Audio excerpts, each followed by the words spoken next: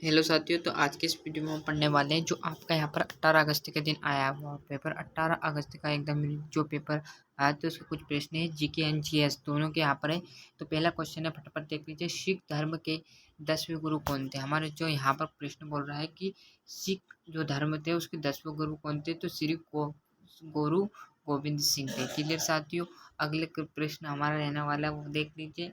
WBC का जीवन काल कितने दिन का होता है? जो हमारे यहाँ पर WB मतलब WBC का जो जीवन काल है वो कितने वर्षों का होता है? तो 13 से आपके 20 दिन का यहाँ पर WBC का जीवन काल होता है। क्लियर है। आगे बढ़ते हैं। जिस प्रकार भागीरथ नदी से गंगा नदी निकलती है उसी प्रकार क्षिप्रा नदी से किस राज्य से निकलती है? तो हमारे जो आपका मध्य प्रदेश जो हमारा राज्य वहाँ से निकलती है। तो जिस प्रकार भागीरथ नदी से गंगा नदी निकलती है उसी प्रकार क्षिप्रा नदी से राज्य से निकलती है, तो वो आपके मध्य प्रदेश से निकलती है। आगे प्रश्न देखेंगे क्या होने वाला है।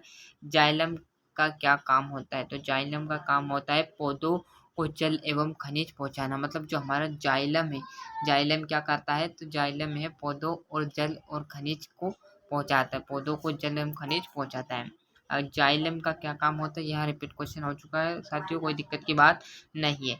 सोडियम कार्बोनेट का रासायनिक सूत्र क्या होता है? तो आपका सोडियम कार्बोनेट का रासायनिक सूत्र होता है NaHCO3। मतलब बैंगनी सोडा किसका होता है? सोडियम कार्बोनेट का रासायनिक सूत्र क्या होता है? बैंकिंग सोडा मतलब NaHCO3 होता है। अगला प्रश्न देखेंगे साथियों कैसा आने वाला। विटामिन फिर मैंने बोला था, फिर आपको जीके प्लस जीके इंटू आपका जीएस मतलब दोनों ही जो पाए हुए प्रश्न है। विटामिन ई का रासायनिक नाम क्या है? विटामिन ई का रासायनिक नाम है टोकोफेरॉल। क्या नाम है विटामिन ई का?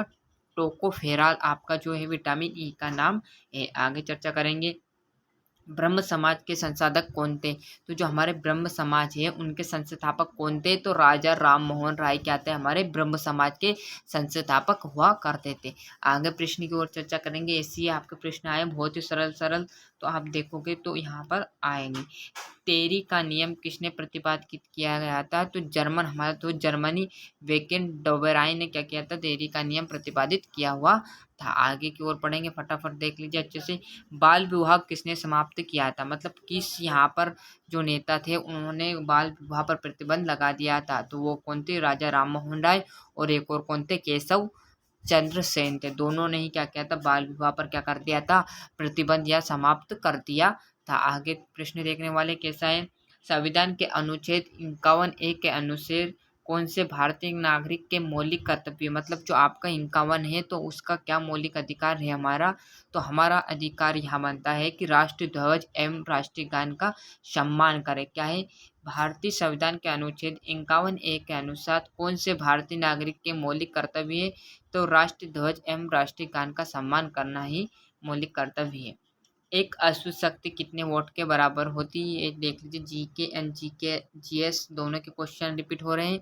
एक अश्व शक्ति कितने वोट के बराबर होती है? तो 746 वोट के बराबर क्या है आपकी एक अश्व शक्ति? 1 वोट के बराबर होती है। आगे प्रश्न देखने वाले।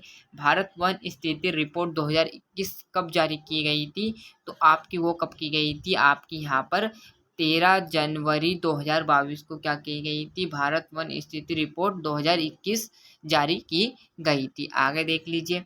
किस नदी को रीति देवकी कृतन्य उपनाम से जाना जाता है? तो आपको किससे जाना जाएगा? आपको यहाँ पर चंबल से जाना जाएगा। किसको? किस नदी को रीति देवी कृति के उपनाम से जाना जाता है? तो कौन से को? चंबल से जाना जाता है।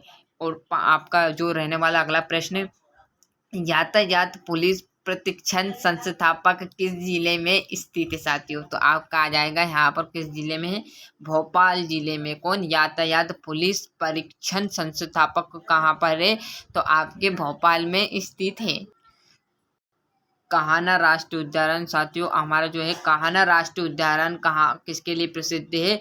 तो बाघों के लिए है। बाघों के लिए, कृपया बांधो लिखा गया है।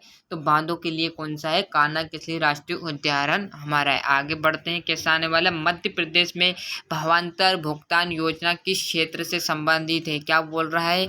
ध्यान देना, किससे क्षेत्र से संबंधित है? तो कृषि से संबंधित है। एक और बार क्या है, मध्य प्रदेश में भावांतर भुगतान योजना, भावांतर भुगतान योजना किस क्षेत्र से संबंधित है, तो कृषि से संबंधित है। लक्ष्मीबाई राष्ट्रीय जो आपका शारीरिक शिक्षा संस्थापक की स्थापना किस वर्ष की गई थी, क्या है, लक्ष्मी राष्ट्रीय शारीरिक संस्थापन की स्थापना 1957 में की गई थी। किसकी की गई थी, लक्ष्मीबाई राष्ट्रीय शारीरिक शिक्षा संस्थापक की स्थापना। क्लियर। आगे प्रश्न जो लास्ट है, चंबल संभाग का मुख्यालय कहाँ है, कौन से जिले में है, तो आपका मुरैना जिले में है चंबल संभाग का मुख्यालय। ऐसा आपका अगला प्रश्न पेपर आने वाला है। यदि किसी का अगला पेपर हो तो ये देख के जरूर जाइए, इसमें से कुछ ना कुछ आपके प्रश्न बनते रहते हैं, क्योंकि जो रिपीट वही क्वेश्चन आपके रिपीट करने वाला है।